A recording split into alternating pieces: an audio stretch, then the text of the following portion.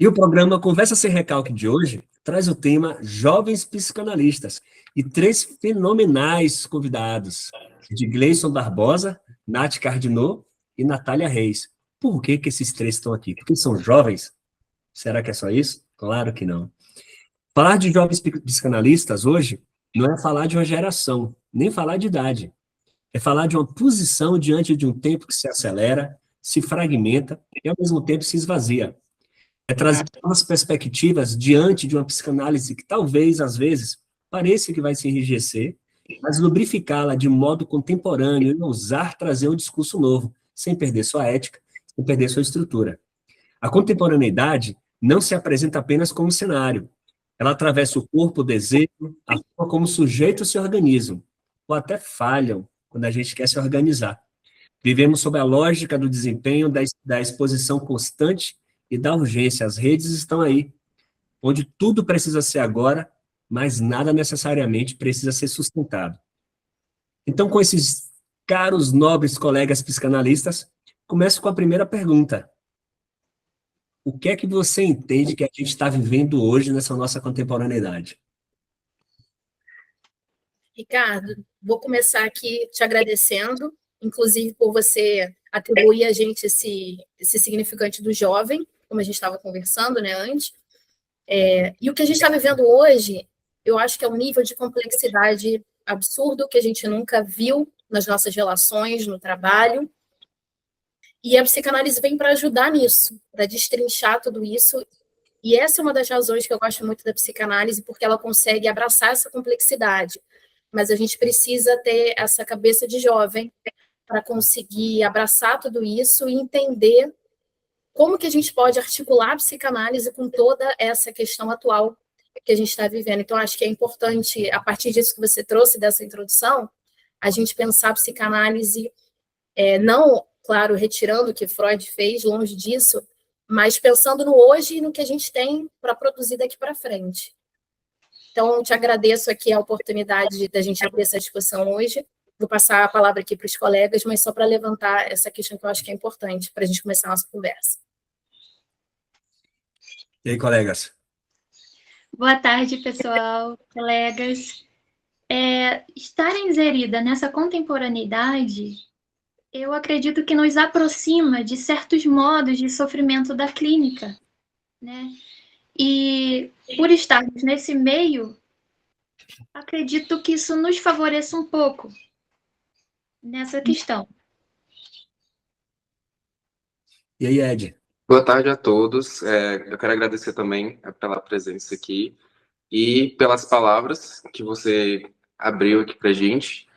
E falar de psicanálise na contemporaneidade, além de complexo, é assim desafiador, né? Porque a gente está vivendo ao mesmo tempo que uma mistura cultural, ao mesmo tempo um conflito cultural, enquanto uns está tentando juntar, outros estão tentando separar. E a tecnologia está aí aflorando mais ainda essa comunicação e interação, então tá bem desafiador aí essa questão da psicanálise, principalmente pós-pandemia, né? Tem muita coisa aí a se pensar. Vocês acham que a pandemia virou realmente uma chave? Porque tinha uma promessa de que a pandemia ia fazer com que a sociedade se unisse, se equilibrasse e descobrisse o amor e a entrega e a poesia da vida, e não aconteceu absolutamente nada disso, pelo contrário, a gente se fragmentou mais. O que é que vocês acham que a pandemia foi uma virada de chave para o nosso tempo? Eu acredito que pós-pandemia nos aproximou de uma clínica muito imediata, sabe? Sujeitos com muitas urgências, sem tempo para elaborar, para investigar os sofrimentos, mas assim, em busca de resultados imediatos. E aquela coisa da rede social, da mídia, que estimulou, né, as pessoas a assim, buscarem muito mais validação, como antes, buscar afetos ali através da rede social. E esse vazio? Aquele tempo de resposta para elaborar esse vazio não surge, sabe? Não se sustenta. Colegas? A gente está vivendo a pandemia até hoje. A gente saiu da pandemia e a pandemia não saiu da gente. A gente ainda está aprendendo a lidar com tudo isso que sobrou da pandemia. Então, mesmo a gente pensando, nossa, já tem tantos anos, mas ela ainda é presente. A gente ainda está aprendendo a lidar com tudo isso. E não tem resposta. Né? Isso aí. Ed, quer complementar alguma coisa? E vai virando um bolo, né? Porque ao mesmo tempo que passamos por um processo de sofrimento e muitas coisas acontecendo, né? E a gente vendo isso e a mídia soltando e alimentando mais ainda esse nosso medo. Mas também teve outras coisas, né? Então a gente se aproximou de outras coisas, aprendemos a lidar com nós mesmos, porque a pandemia nos prendeu. Então muitas pessoas que estavam com esse vazio e buscavam fora, teve que lidar de alguma forma com aquilo ali. Então como que tá hoje, né? Depois dessa adaptação, né? É curioso. Talvez muitas relações que foram estabelecidas pré-pandemia, durante a pandemia, foram postas à prova, né? Muita gente se separou, muita gente rompeu com família, com amigos e tudo mais, porque a gente vivia numa superficialidade, não necessariamente afetiva, mas o tempo de interação era muito pouco, cada um nas suas tarefas e tudo mais, e a pandemia obrigou todo mundo a ficar no mesmo espaço por muito tempo. E aí acontece não somente as coisas que nos agradam, mas aquelas coisas que são as estranhezas, que a gente achava que suportava porque convivia pouco, né? E de repente isso mudou. E aí eu quero perguntar para vocês o seguinte: quando a gente pensa em psicanálise, a gente vai diretamente para a ideia da escuta, né? Abrir o espaço da escuta para que o outro traga a sua angústia. Quando a gente pensa em Bauman e Byung-Chul Han, a gente fala da sociedade do desempenho e a modernidade líquida. Então, assim, a gente nem sabe direito mais o que é que a gente está sentindo. É tanta coisa acontecendo ao mesmo tempo, que antigamente, na época do Freud, por exemplo, a gente conseguia identificar qual era a angústia. Agora, é uma sobreposição de situações que empurram a gente para frente ou para trás ou para os lados, e a gente vai nesse meio. A gente está mudando o medo, a maneira de sentir, o medo está mudando, e a mídia está sendo responsável por manter a gente numa ideia nova de medo. O que é que vocês pensam sobre isso? O desamparo é o mesmo, mas ele tem ganhado outros nomes. Né? Então, como você falou, está ficando muito complexo. E a gente não está conseguindo nomear, a gente precisa do chat GPT para dizer o que eu estou sentindo, para me falar qual é o nome, para me dar um diagnóstico. Então, a gente está perdendo essa capacidade de entrar em contato com o nosso conteúdo, de poder falar da angústia, ainda que a gente não consiga nomear, mas que a gente consiga falar da angústia. E eu percebo que as pessoas têm dificuldade. Às vezes ela nomeia e não é bem aquilo que ela quer dizer. Então, eu sinto essa dificuldade desse contato com aquilo que é seu próprio. Né? A gente absorve tanto do que é de fora que o que é seu acaba ficando perdido. Você acha que é proposital? Você acha que essa estrutura que a gente vive hoje é maquinada, é pensada pelas oligarquias para que a gente continue esse fluxo, ou realmente é um acaso, uma consequência? Alguém está se beneficiando disso, né? E não é o sujeito, isso é fato. Não é o sujeito. E aí, colegas, o que é que vocês pensam?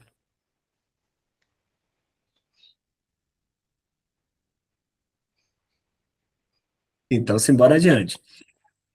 Até que ponto a pressa do mundo atravessa a clínica? De que maneira a gente, como profissional da área de psicanálise, deve se ocupar com essas inferências de maneira a conduzir o analisando a se achar sem a gente inferir, direcionar o caminho, sem segurar na mão e conduzir. Como é que a gente pode fazer isso hoje nessa contemporaneidade?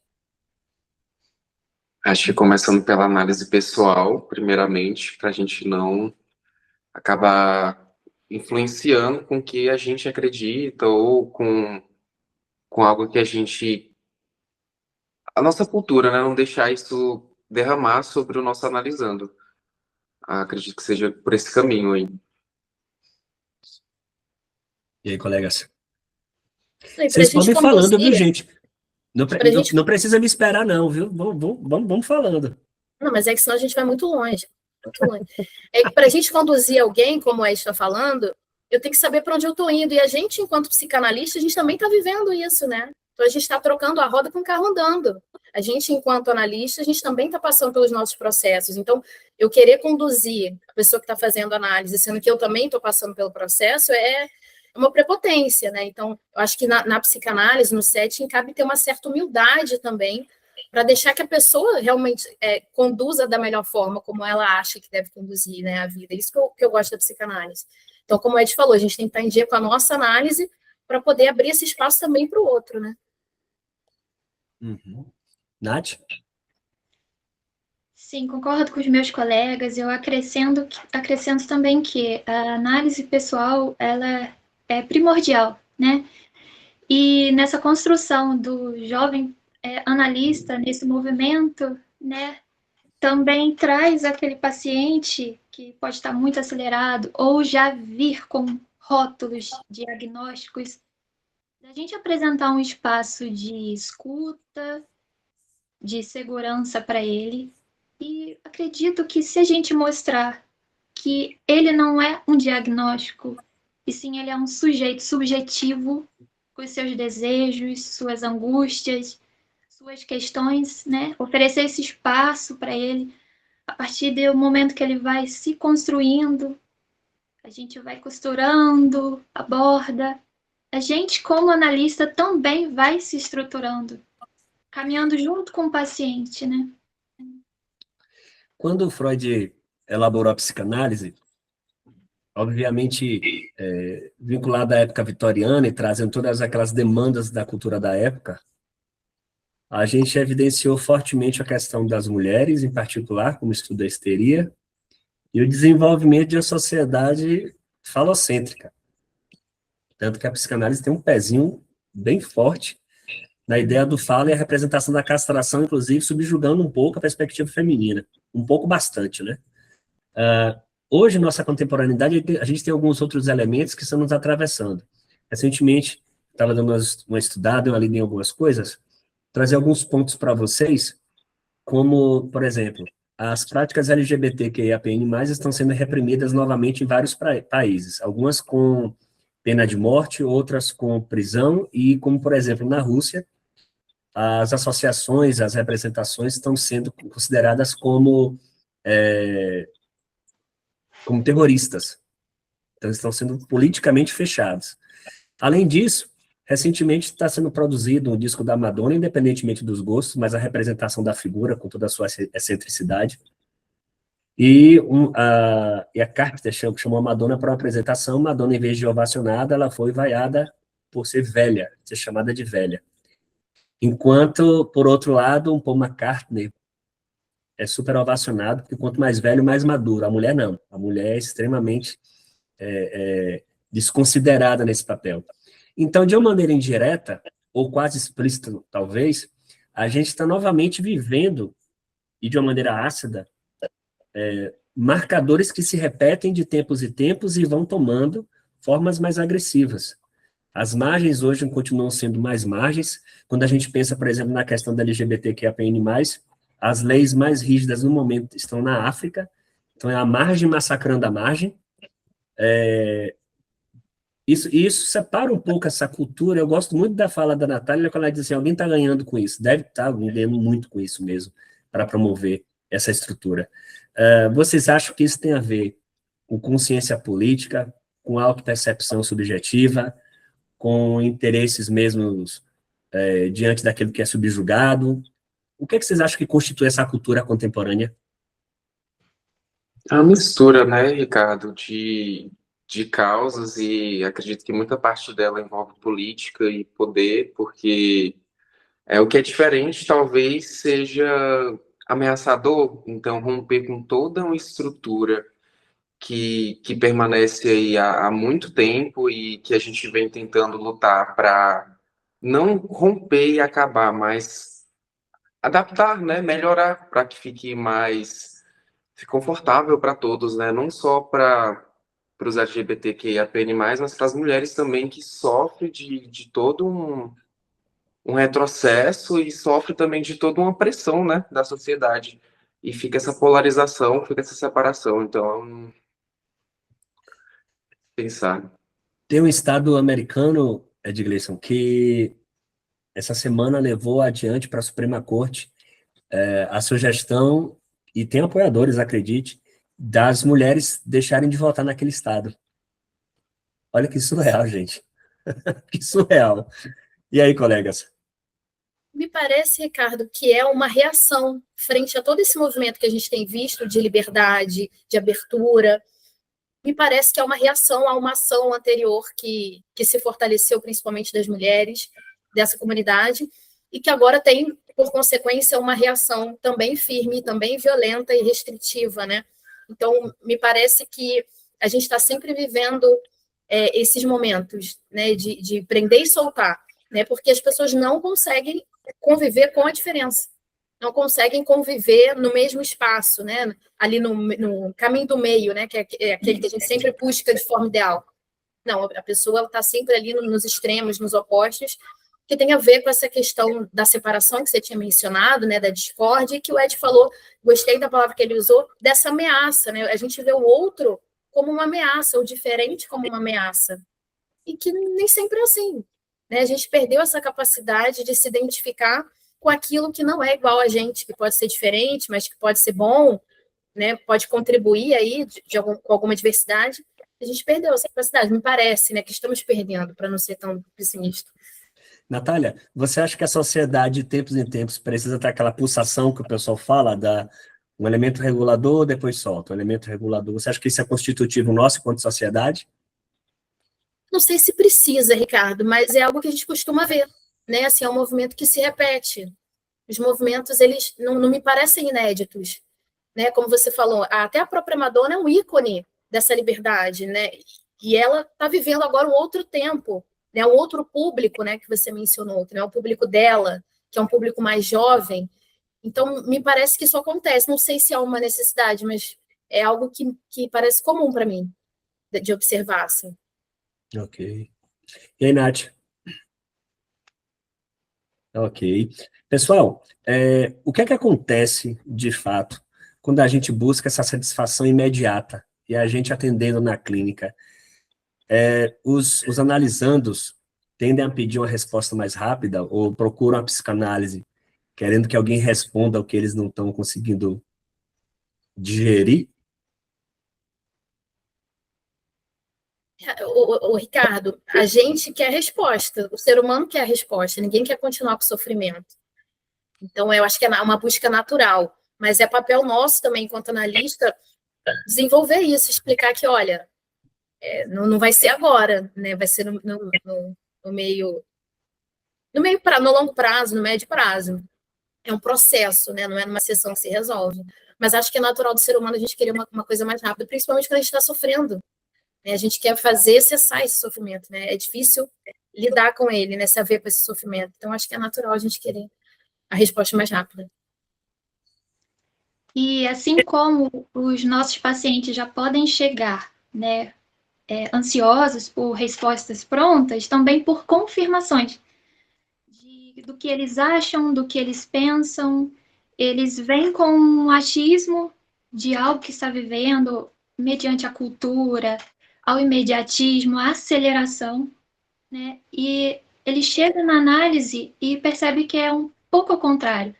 Ali é onde vai desacelerar, aonde vai começar a se escutar, a elaborar. Então já vem de uma cultura muito imediatista, né? Essa forçagem, né? De tudo rápido, tudo pronto. Então a gente ir com o paciente, ajudando ele a se estruturar numa pausa, numa paz, né? Talvez é um paciente que não desconhece até o que é essa pausa, né?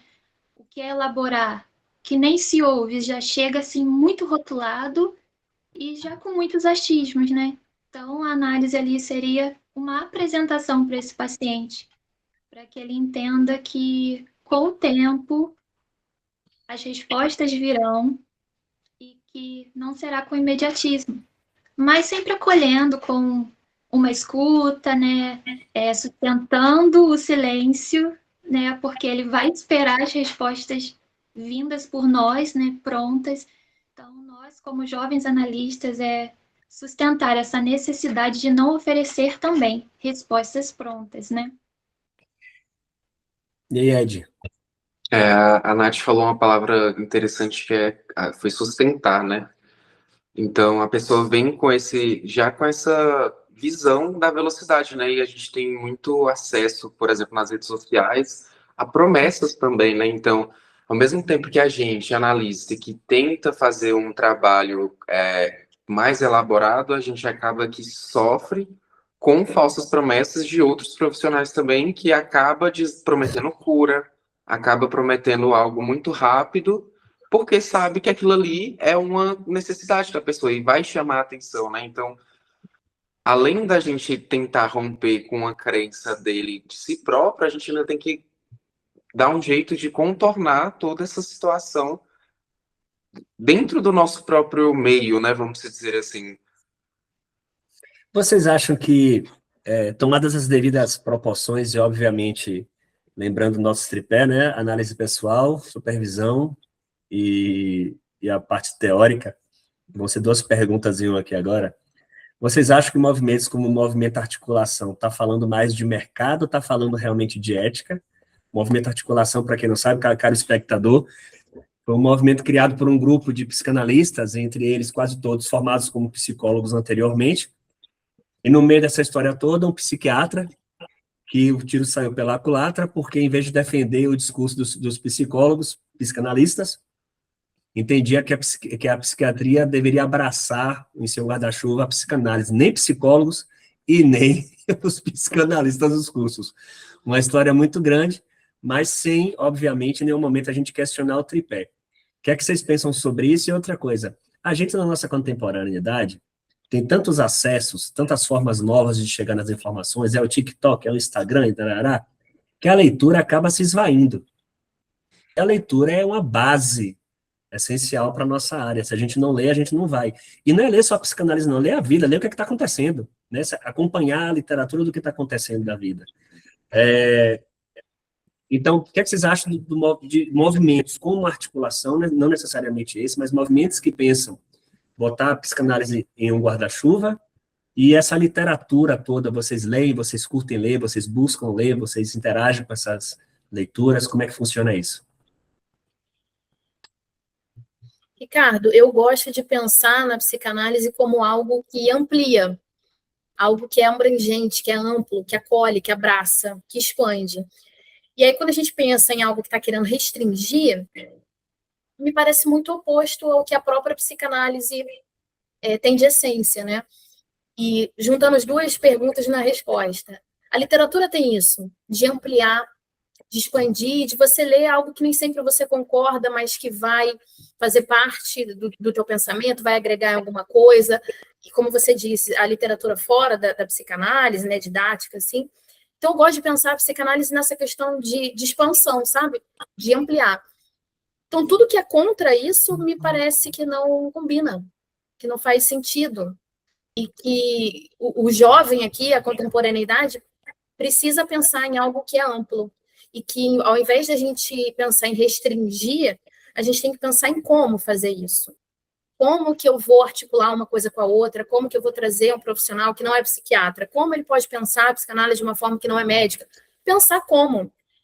E é muito mais fácil você querer restringir, você falar, não, esse livro não tem nada a ver, esse pensamento não tem nada a ver, mas me parece que é mais sábio pensar no como fazer isso, em agregar mais, do que restringir. Então, assim, para mim, eu acho isso tão claro. É um pensamento, assim, por isso é legal essa troca aqui, né, entre os pares e tudo. Então, para mim, é bem, bem claro essa questão. Para você, a psicanálise é subversiva? Total. Total.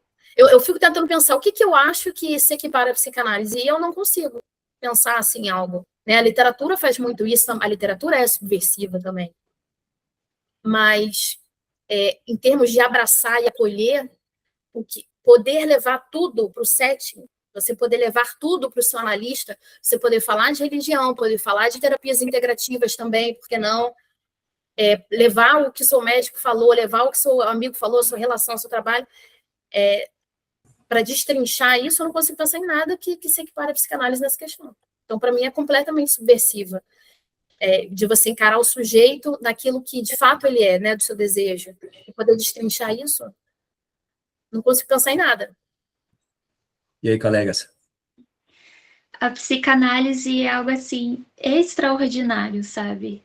é apaixonante. Então, quando a gente se vê de frente com esses movimentos, ali cercando em volta, tentando podar, é algo que só nos motiva a continuar, porque tudo é estudado, tudo tem um motivo, nada é por acaso, né?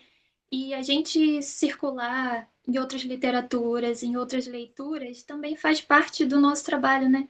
Porque nós vamos receber, né, pessoas de vários tipos, né, de todos os meios. Então, é muito bom a gente estar nesse movimento. Como ser psicanalista sem ler, né, pessoal? A Nath tem vários grupos de leitura que são ótimos, inclusive. A gente tem muitas trocas, assim, sem preconceito, as pessoas compartilham. É bem interessante esse espaço. O não saber, né, gente? É importantíssimo, né? O não saber, o aguçar a nossa escuta, sabe, nesses espaços, ouvir o outro, né, o que ele pensa, como ele vê, o que ele traz a partir daquilo, e a gente juntos ali elaborar e construir. E sempre num espaço muito ético e muito acolhedor, né? E aí, Ed? Voltando àquela questão da literatura que você tinha falado sobre o processo da teoria, né? A gente está em constante aprendizado ali. Complementando isso, a gente entende também a psicanálise como um campo do saber, né?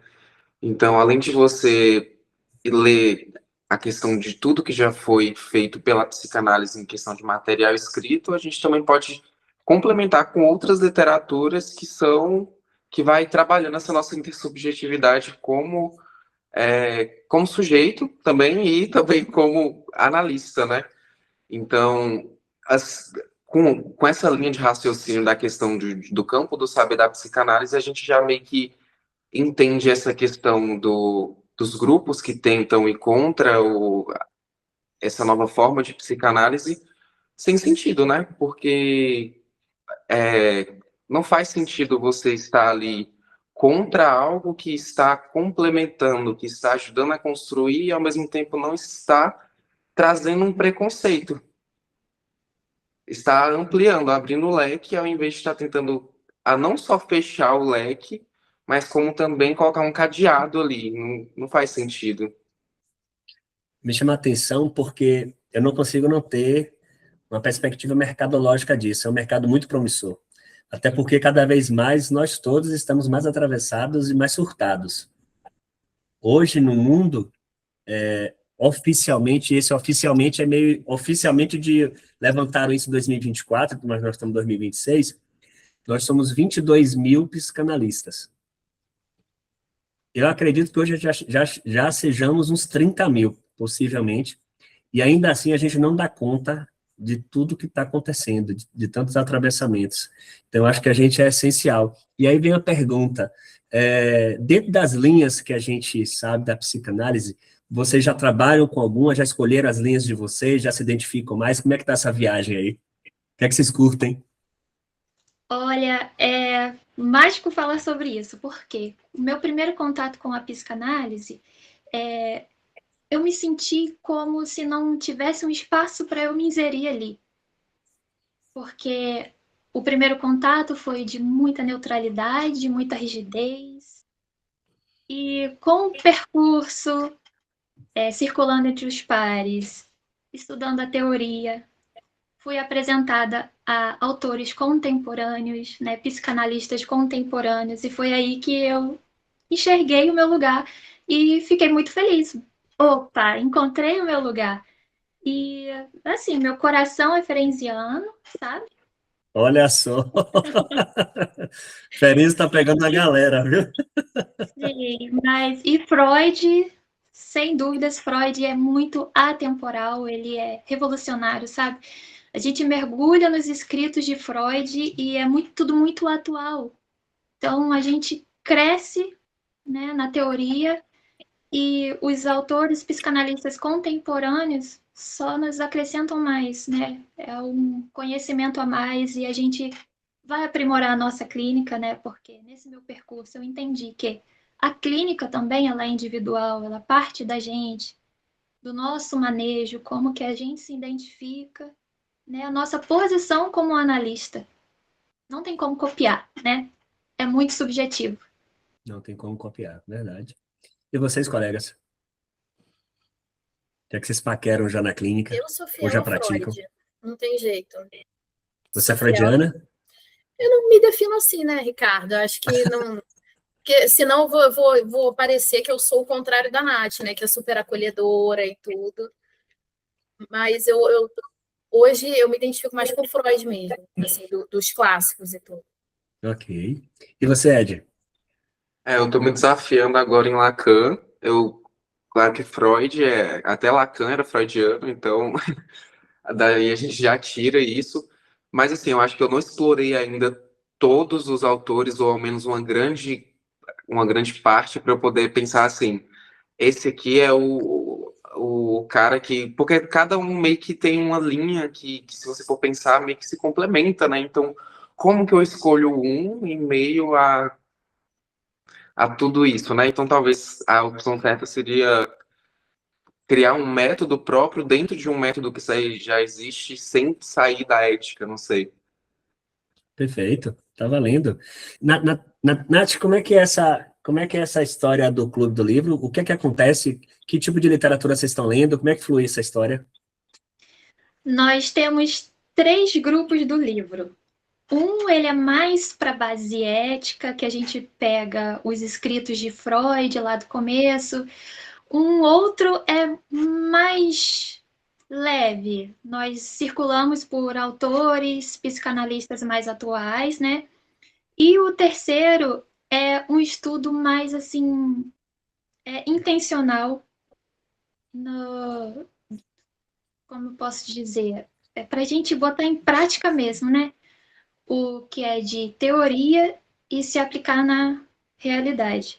O nosso primeiro grupo de leitura, ele é o livro Fundamentos da Clínica Psicanalítica, né, que estamos chegando na reta final dele, e Freud, como eu disse, é atemporal. Ali estamos colhendo muitos frutos, porque ele nos traz a nossa vida cotidiana de hoje também. Parecia que Freud já imaginava o que iria acontecer hoje. Tem certos momentos que eu fico assim, nossa, Freud não arrasa mesmo, né? E o segundo livro, estamos lendo Cartas de um Jovem Terapeuta. Então, nos aproxima muito, né, dessa contemporaneidade, Isso é do perfil Caligares, não? de Gares. Caligares? É, uns soquinhos no estômago, às vezes, né, mas de acordo com o tempo que foi escrito, a gente entende muito bem a ordem cronológica, né, dos escritos. E o livro Estudos sobre Histerias. Esse livro é essencial para a gente, da forma ética, para estudo teórico, mas para a gente se encontrar também. Foi através desses estudos que eu pude identificar vários pontos, né, da minha vida cotidiana hoje. Você acha que todos nós temos algum acesso histérico? Eu acho. Eu acho, além de sermos todos neuróticos, né? Não tem como, né? Mas as estruturas é um ponto-chave para a gente se desdobrar nelas, para a gente se entender como analistas e depois acolher os nossos pacientes. O nosso grupo de estudo, ele é gratuito, ele é aberto para estudantes de psicanálise e psicanalistas atuantes. Então, eu aproveito o espaço, já convido todos aqueles que quiserem se agregar a nós, contribuir, estamos abertos. Só procurar a gente no Instagram. Maravilha. No final a gente vai divulgar todos os contatos, viu? Para quem está assistindo. Enquanto isso, quem está assistindo já compartilha essa informação, já curta também o vídeo, já se inscreva no canal, faça seus comentários, faça suas perguntas para os colegas aqui. O Ed, você também tem, além das suas perspectivas no Instagram, eu já li também seu blog, você tem umas produções bacanas, intelectualizadas. Fala um pouquinho sobre isso para a gente. Eu estou me desafiando a começar a escrever agora. Então, eu sempre gostei de criar arte, né? Então, quando eu percebi ali que poderia ir além de um desenho, poderia ir além uma fotografia, poderia escrever e colocar o que eu vejo do mundo e encontro nas literaturas também dentro de um texto, assim, me encantou. E então eu falei assim, vamos lá, vou me jogar de cabeça. E o intuito é trazer essa questão da psicanálise também, trazer um pouco de arte, cultura, né? Mas sempre tentando trazer a teoria ali, sempre com embasamento para que seja mais simples de entender algumas coisas, né? Porque tem pessoas que podem se apaixonar pela psicanálise, se apaixonar por vários tipos de assunto e não necessariamente querer consumir Freud, por exemplo. Não porque a psicanálise não seja freudiana, mas porque ele quer entender, mas não quer necessariamente ler, por exemplo, um livro inteiro da interpretação dos sonhos. Mas ele quer ali ter um textinho básico para ele poder se introduzir no universo. Então, veio com essa questão de simplificar também e se aproximar do público um pouco do meu pensamento também. Bacana. Natália, você está no grupo que eu chamo do fogo no parquinho, que é quando tudo já está em caos, coloca a Marlene na fogueira, e quando não está, alguém bota fogo. Você se vê nesse papel, nessa... Não, me explica aí, por quê? Porque tem um grupo que eu converso com Patrícia Raffo, a Mitzi Mesca já esteve nesse grupo também, de vez em quando atua nele, colegas que polemizam e trazem uma reflexão mais ácida em cima daquilo que a gente está discutindo e que não passam muito pano no lustre, não. Deixa a poeira acumular para todo mundo ver. É um Achei elemento engraçado. provocativo. Eu, sinceramente, eu não me vejo assim, mas você não é a primeira pessoa que fala isso. Então, você deve estar certo. Eu, originalmente, eu sou do direito, né? Ainda estou no direito também. Então, eu acho que eu tenho esse perfil de não passar pano mesmo, assim, de ser mais assertiva, eu diria. E eu tenho esse pensamento crítico, assim, então enfim, não vou passar pano se eu não acredito naquilo, né? Mas é engraçado, não me vejo dessa forma.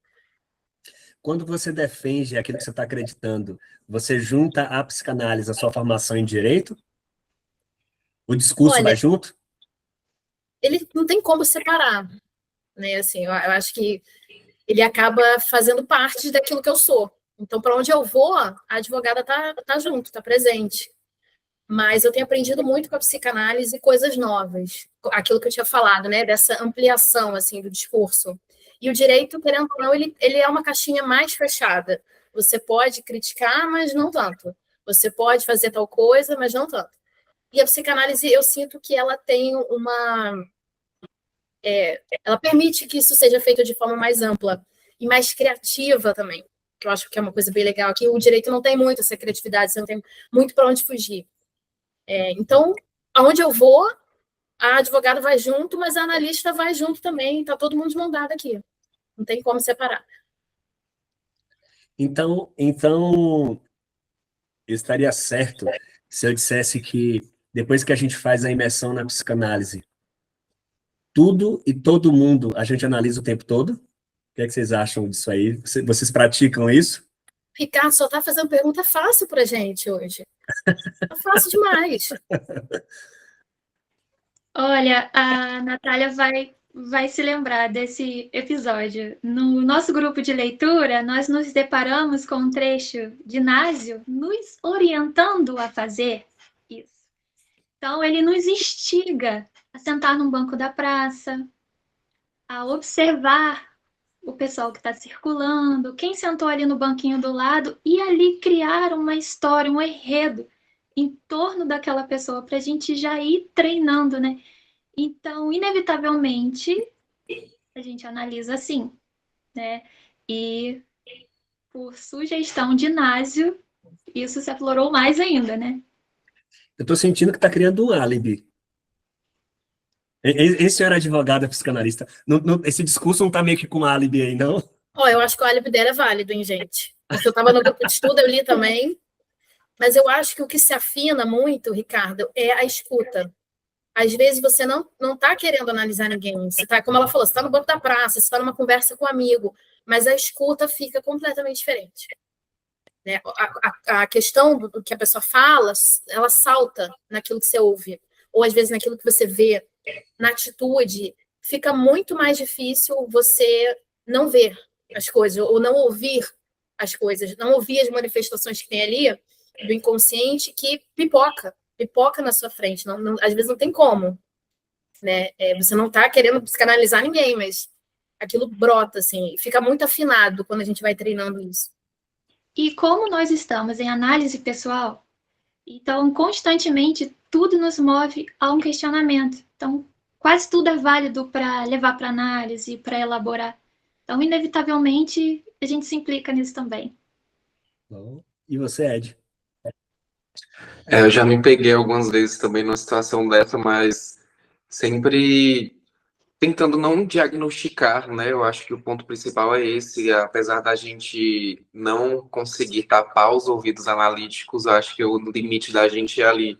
É, o que que eu estou ouvindo, o que que eu vou fazer com isso que eu estou ouvindo aqui nesse momento? Cabe a mim dar uma resposta, ou reagir, ou só ouvir ativamente, né? Então, acho que a gente, seguindo esse lado aí, a gente consegue se transformar, ajudar a transformar algumas situações, ou não se responsabilizar por um problema que ali naquele momento não é nosso. É porque o importante da psicanálise é que a pessoa queira, né? O desejo daquela pessoa. Então, a gente também não tem, como o Ed falou, esse direito de intervir lá, de fazer uma intervenção que a pessoa nem pediu, que ela não está nem querendo, de algo que ela acabou deixando escapar. Então, eu concordo com ele. Acho que ouvir você escuta, mas o que você vai fazer com aquilo que você ouviu? Né? Você vai usar aquilo contra a pessoa, enfim. Ou não, você vai deixar quieto, ouviu e não estou trabalhando, então, né, deixa para lá. Então é impossível não fazer duas perguntas a vocês aí. Vou colocar no esparro, vou colocar fogo no parquinho. A minha primeira formação universitária é dança, vem de dança.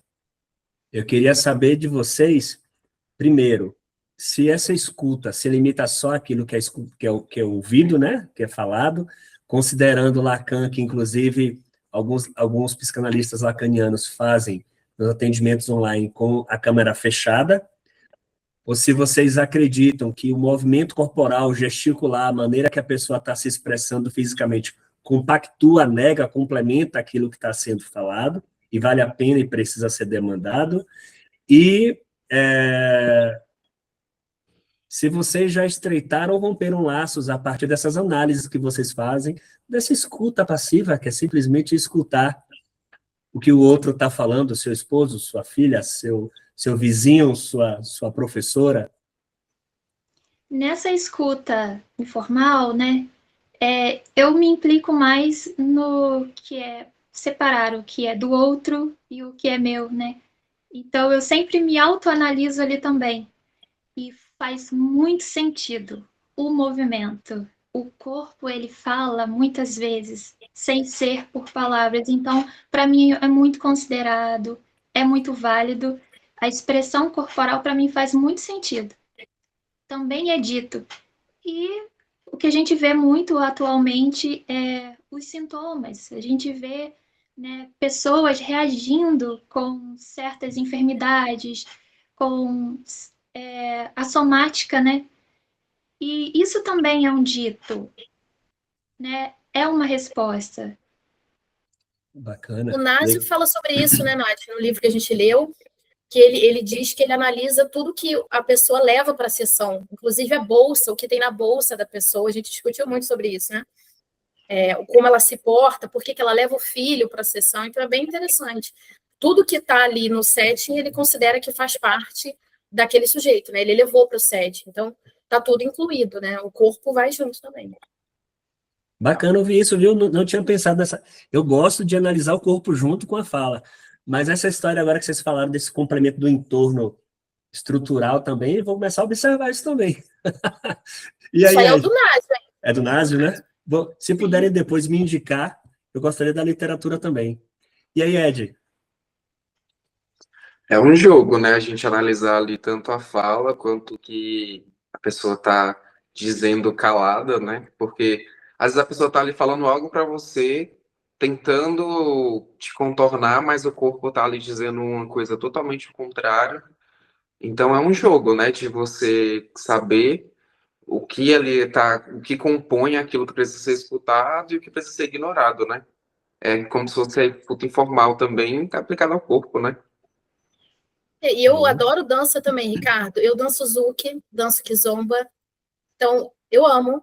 Não tem como a expressão, né, do corpo, enfim, é você separar, né? Mente e corpo não tem como, né? E principalmente, que eu acho que é para a gente depois continuar essa conversa, é você pensar nessa dança 2, também, né? Que você está envolvido ali com o outro, qual é o limite disso, até onde você vai, o que é seu, o que é do outro, né? Você conduzir, se deixar ser conduzido, eu tive muita dificuldade com isso. Então, eu acho que a gente tem muita coisa para observar e a psicanálise está em tudo, não tem jeito. Vocês só não responderam para mim sobre a alteridade que eu perguntei. Nesse momento que vocês analisam, até identificando, como o Nath falou, o que é meu e o que é do outro, né, nessa autoanálise, nessa interação, já aconteceu de vocês repelirem algum tipo de relação, falando, ó, essa pessoa aqui eu vou começar a frequentar menos, essa aqui eu não quero na minha casa, essa aqui não, essa aqui eu não quero mais contato nenhum, essa aqui só pelo WhatsApp. Já aconteceu esse movimento a partir dessas análises?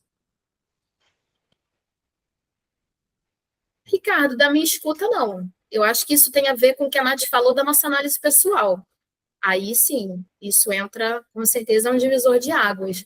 Mas da escuta, eu acho que, pensando agora, eu só escuto aquelas pessoas que realmente fazem sentido para mim, assim. Não me apego muito no conteúdo, assim. Como o Ed falou, né? O que eu faço com esse conteúdo? Né? Se não é meu, né, também. Mas eu acho que a análise pessoal tem um papel mais importante nisso, dessa questão da intersubjetividade, das relações, do que a escuta, me parece. Quando eu crescer, eu quero ser igual a você, porque, tirando meus analisandos, falando da vida cotidiana, dessa prosa do dia a dia, eu limo fácil quando eu começo a ver uma escuta meio estranha. Eu falo, ó, frequenta menos, hein? Vou menos lá, hein? Eu que tenho que me afinar mais, então, né? Porque eu ainda não faço isso. Não, eu acho super bacana você conseguir ter essa altivez para mim, assim, eu não consigo ter essa altivez não, amiga. Eu escuto as pessoas, dou os intervalos, não sendo, como falei, não sendo analisando, não estando no trabalho, né, na sessão de análise, mas no convívio social, no convívio do dia a dia, as pessoas que vêm com o discurso que a autoridade bate estranho, eu vou dando uns passinhos para trás, assim, eu vou, não corto relações, porque eu acho que a gente não tem mais idade para isso, mas eu vou me afastando de maneira que, como se dissesse assim, meu livro vai até a página 100, você vai ler até a página 2, você lê até a 50, você lê até a 30, eu vou começando a reposicionar as pessoas, sabe, nos protagonismos. E vocês, colegas? Me salvem aí, por favor, alguém concorde comigo. Sim, eu também faço esse manuseio aí e eu passo a olhar sobre uma ótica de onde eu me coloco nesse lugar. Em que posição eu estou exercendo nessa relação, nesse diálogo. Então, atualmente, eu levo em consideração se vale investir minha energia naquilo. Se vale investir a minha energia daquilo, eu sigo normalmente, mas não, eu também vou retirando um pouco o acesso, eu não vou dando muita prioridade. Também não corto relações, acho que também não cabe a mim, mas os acessos eu começo a priorizar e a limitar um pouco, né? Porque eu também me autoanaliso nisso aí. Até onde isso me cabe, aonde eu entro, até onde eu posso seguir, que lugar que eu estou ocupando nisso, né? E aí, Ed?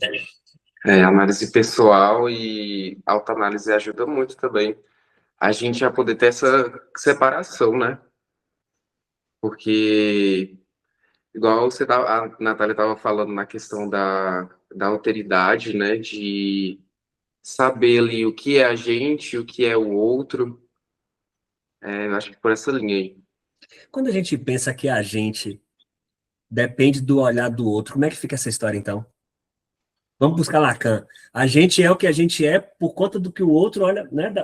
Dessa interação com o outro, o desejo do outro. E aí, muda alguma coisa nesse discurso? Muda, né? Muda porque a gente está o tempo inteiro sob o olhar do outro. Né? E essa questão do que eu vejo quando o outro me olha, né? A gente acabou de passar por isso, né, Ricardo? Você falando de mim, eu falei, não estou me vendo nisso que você está falando de mim. Foi. Né? Então, e não tem ninguém errado, né? A realidade é subjetiva, é a minha realidade como eu me vejo, como você me vê. Então, a gente acaba tendo que lidar com essas diferenças, né, de percepção a todo tempo. Né, e que vai acontecer sempre. Então, quando o outro entra na jogada e está sempre presente, entra sempre, fica mais complexo, não tem jeito. Vocês concordam, colegas? Esse olhar do outro na gente acaba que tanto que nos ajuda a perceber o que nos amedronta no olhar do outro e também o que nos influencia positivamente no olhar do outro, né? Então, aí entra a questão da análise pessoal de novo e autoanálise para a gente saber o que o olhar do outro nos diminui e o que o olhar do outro influencia dentro da nossa realidade, né? E se realmente tem um olhar do outro, porque às vezes a gente pensa que tudo que está ao nosso redor tá sobrecarregado desse olhar, né? Tá tipo assim, tudo que a gente está fazendo precisa de uma validação, precisa disso, ou que realmente as pessoas estão fazendo isso, sendo que às vezes está todo mundo ali preso dentro das suas caixinhas, vivendo no automático, a gente fica com essa sobrecarga de olhares do outro, principalmente em meio a tanta rede social, né? Tanta comparação, então às vezes a gente fica até perdido no que é o olhar do outro e no que é o nosso próprio olhar refletido, né? Aí a gente acha que o outro tá olhando, mas é a gente mesmo ali dentro de um conflito que a psicanálise está aí para nos guiar. Nós somos seres relacionais, né? Então, inevitavelmente, o olhar do outro, ele tem um peso sobre a gente, mas em análise pessoal, a gente consegue moderar isso, né? E entender melhor até que ponto o olhar do outro vai conduzir o nosso olhar também, né? Desde criança, a gente já carrega isso, dependendo do contexto familiar, da cultura, né, do ambiente social, isso vai pesar muito para uns, não tanto para outros, mas ele sempre permanecerá ali, né? Perfeito. Colegas, o que hoje aparece como sintoma que antes não aparecia, e a gente hoje é só analista ou operadores de sofrimento alheio? Uau.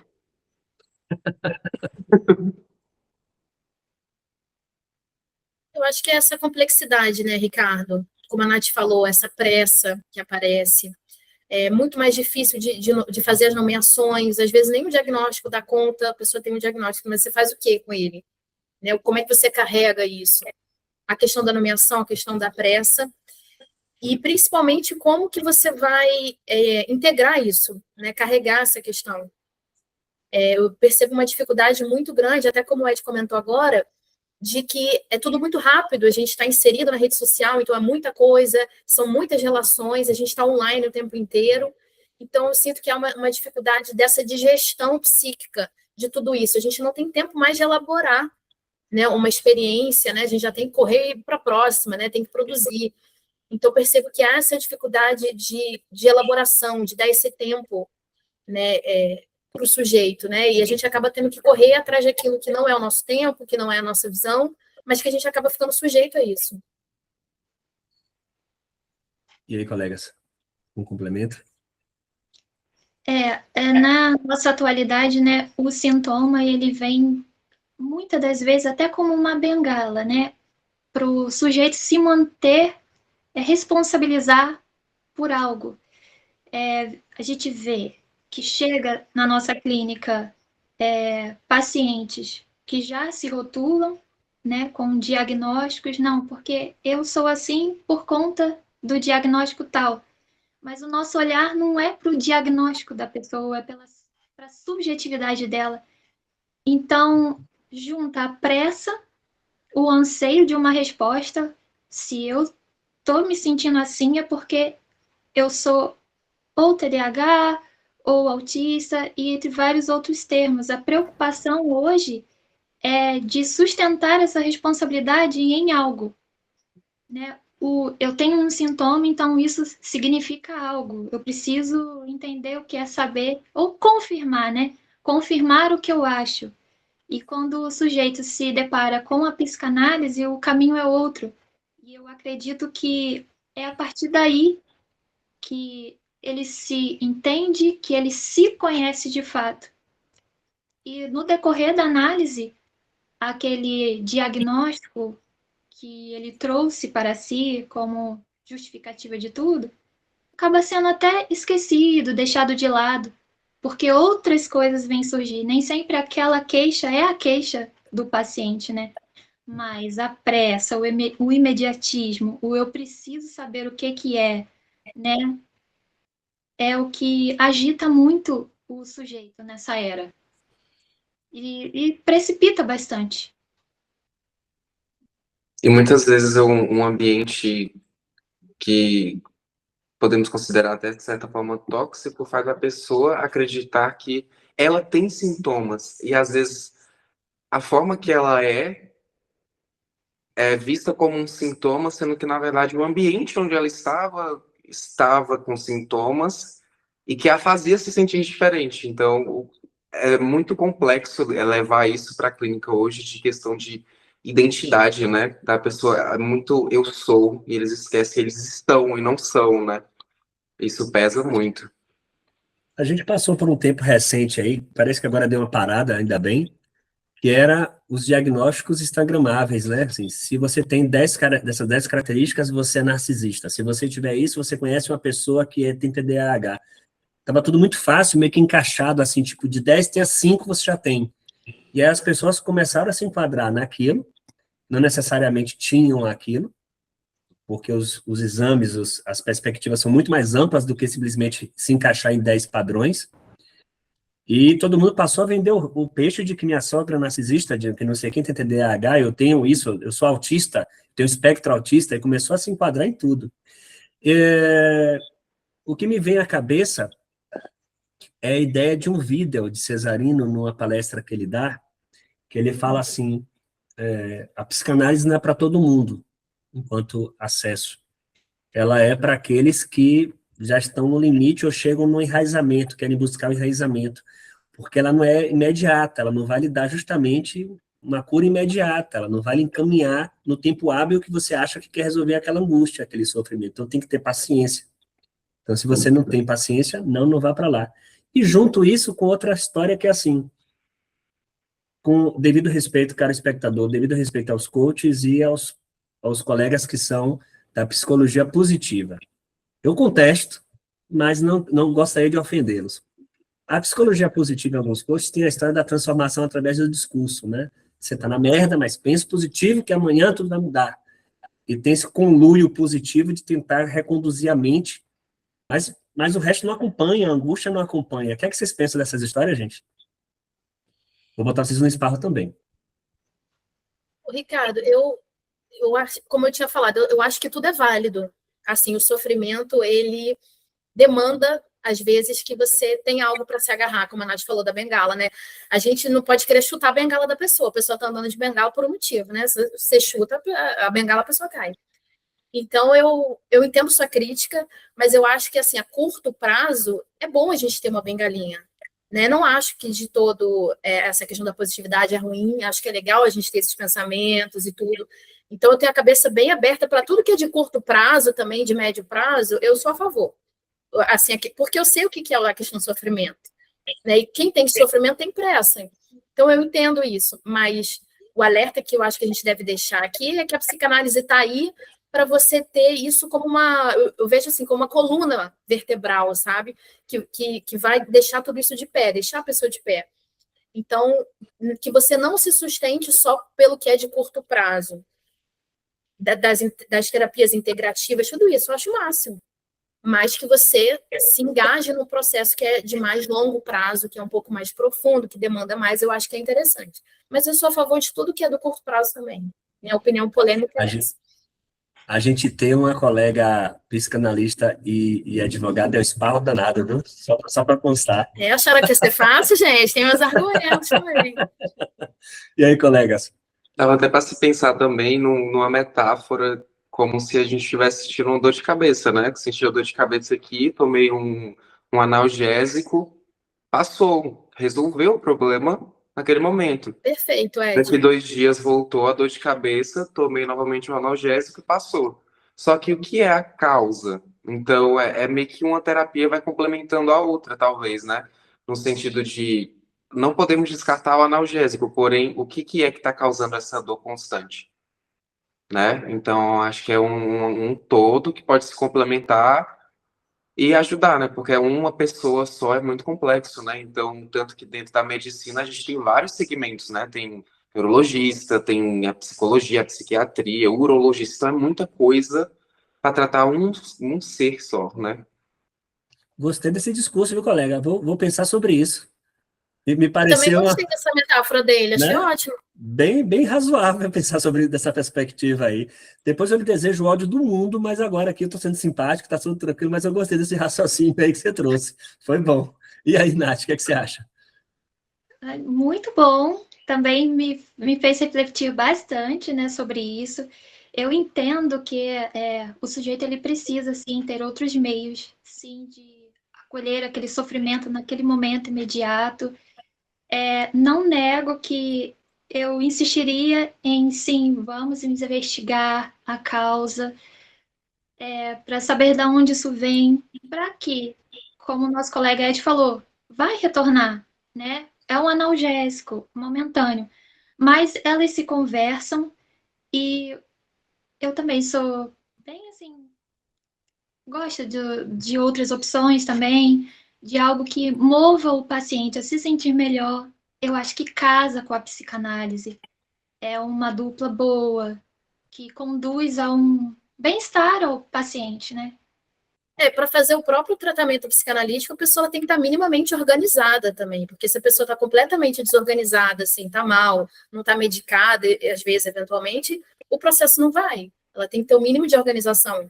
Né? Então, eu acho legal que a Nath trouxe essa questão da ética do cuidado. Às vezes a pessoa ela vai precisar de um acolhimento inicial ali, porque ela chega fragilizada demais para você ficar quieto ou começar a fazer intervenções a cutucar ali, e ela não está preparada para aquilo ainda. Imagina a cabeça do sujeito vendo, às vezes, certa guerra, né? Tipo assim, de qual terapia é melhor, qual terapia é mais adequada. Então, isso cria tanta barreira nas pessoas que, ao invés de fazê-la procurar mais, às vezes cria certo receio de te procurar, porque tem essa questão, né? De essa desavença que, às vezes, você fica, cara. A pessoa ela quer acertar, né, o profissional, porque parece que dentro da área psi existe o certo e o errado. E eu não vejo dessa forma, né? Na área médica, às vezes você procura o endócrino, e aí ele te manda para um outro, e aí te manda para uma ginecologista que também vê parte hormonal e tudo, e é esse trabalho interdisciplinar. E no campo psi, não, a gente acha que é uma coisa só, que não, porque essa abordagem é a correta, ou essa não é. Enquanto a pessoa pode procurar no momento uma, procurar outra, ver com qual ela se identifica, pode ter vários profissionais atuando ali. Então, eu concordo com o Ed de que existe essa guerra que prejudica mais o paciente ali do que ajuda. Bom, bacana. Vou refletir sobre isso aí. Gostei bastante dessas perspectivas aí.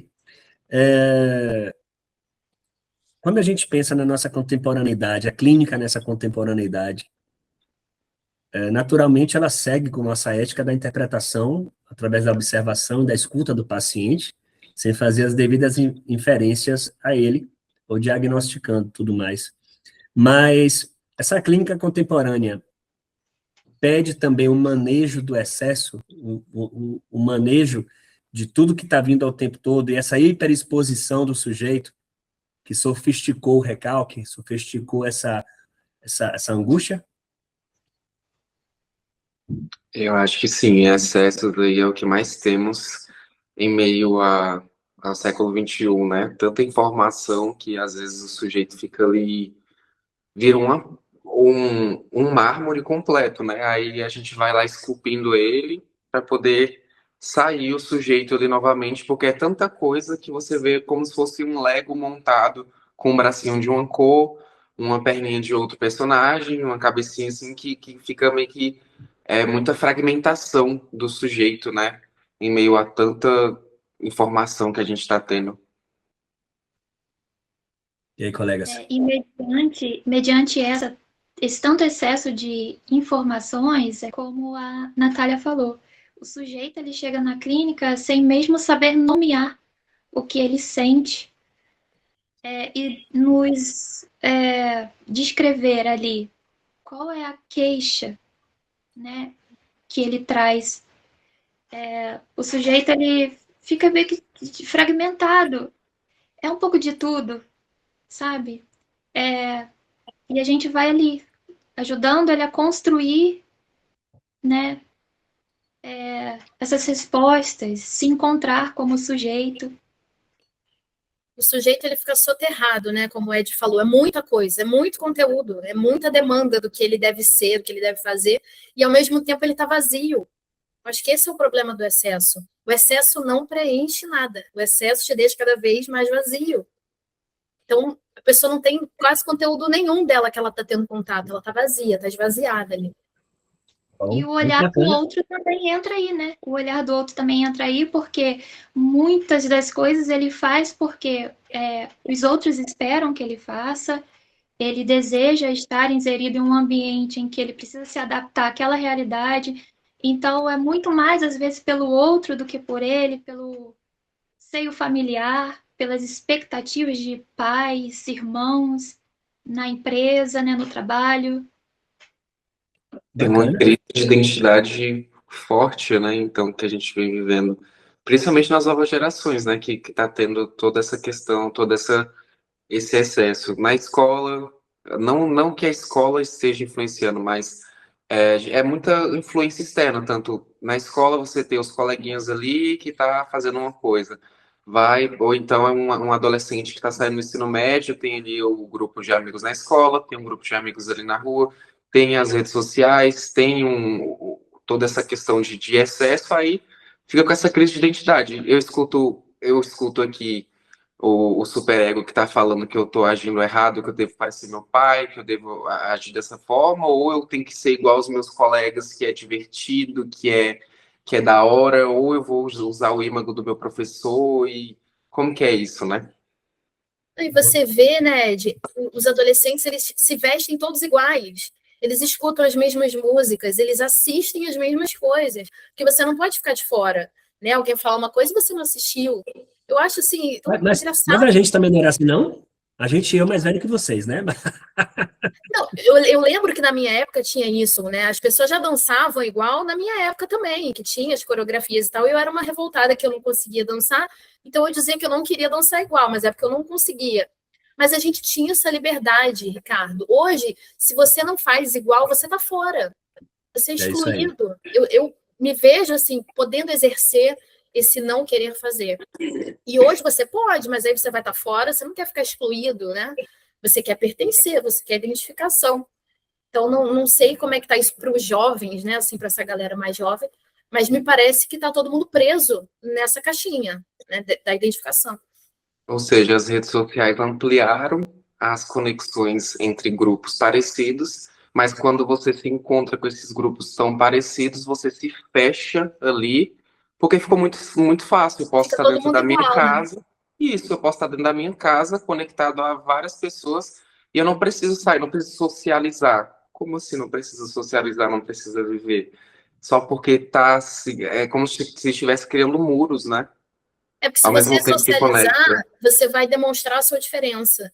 Na rede social, você consegue parecer igual, postar igual, aquilo que esperam de você, como a Nath falou. Mas no presencial, no off, é mais difícil, né? Você sustentar esse personagem, né, do online. E a agora também é psicoterapeuta. O que é que vocês pensam disso? Sabia que essa pergunta ia chegar, gente.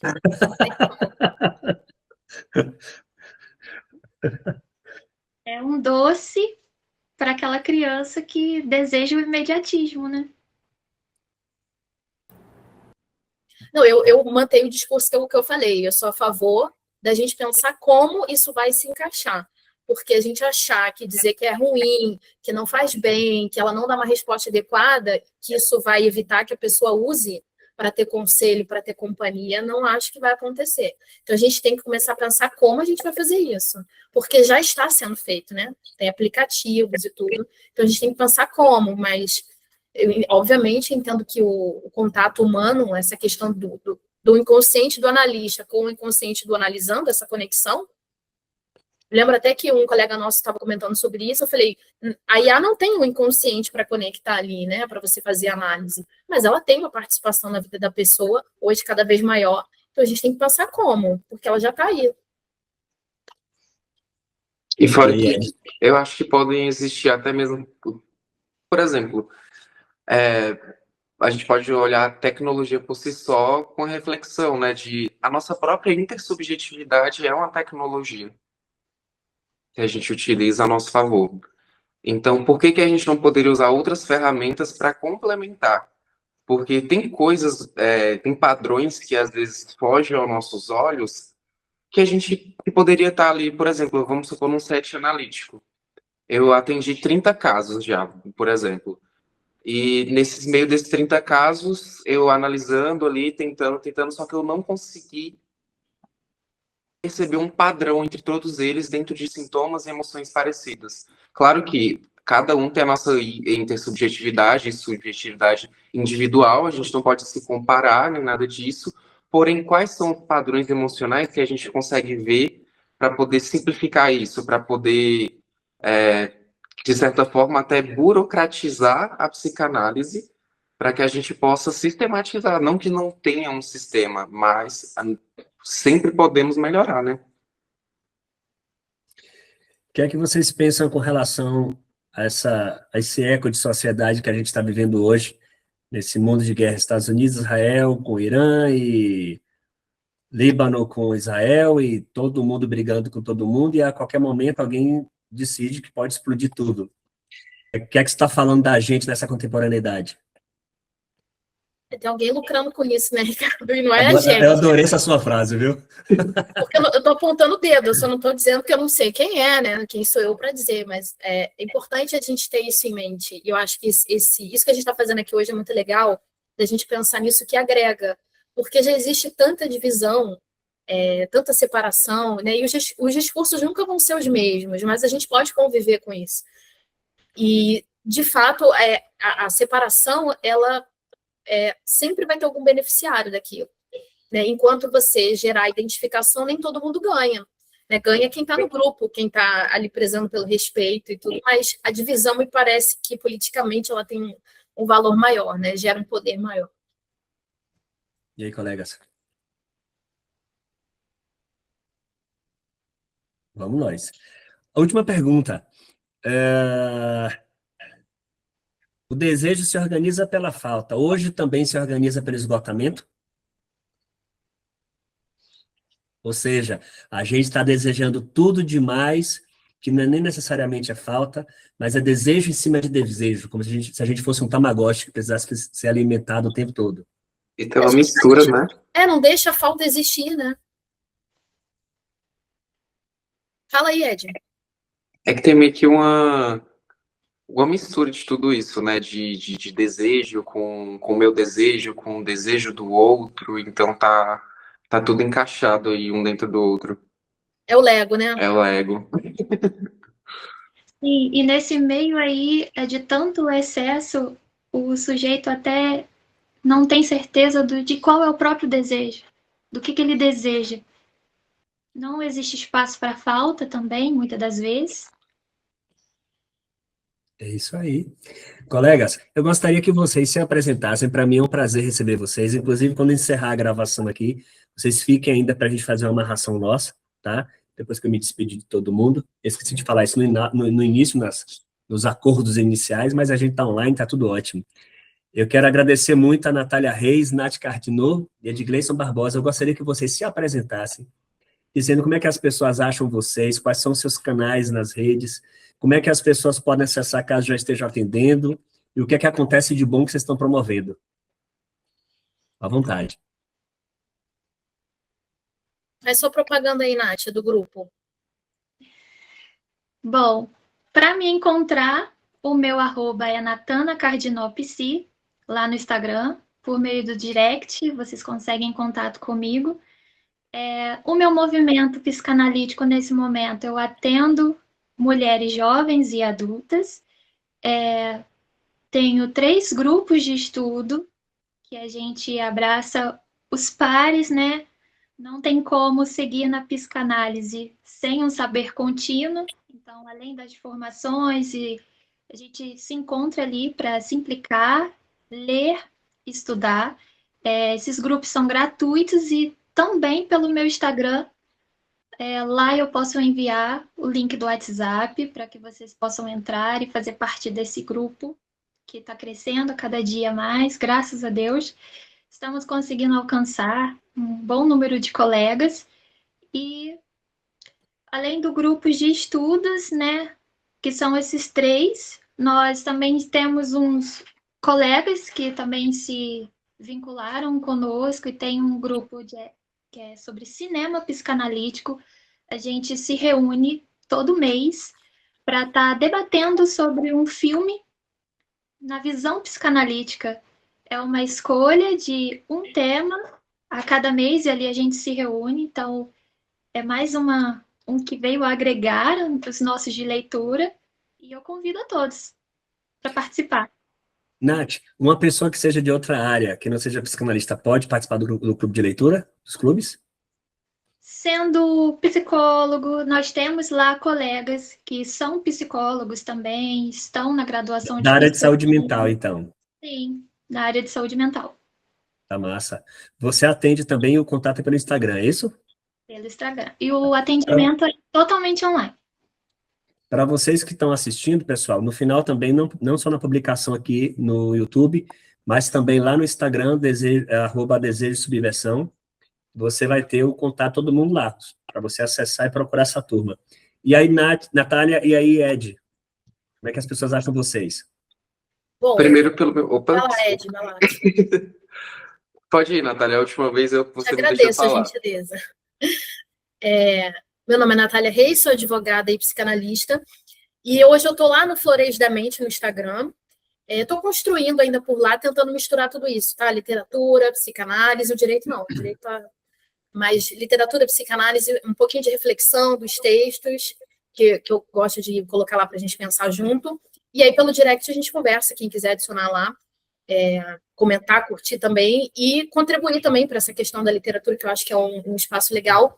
Estou hoje no Instagram. Bacana. E Ed? Eu estou presente no Instagram, no TikTok e no YouTube, com @mercurio.eu. E lá você encontra também um acesso para o meu blog, para o Substack também, que é onde eu publico os meus textos na íntegra.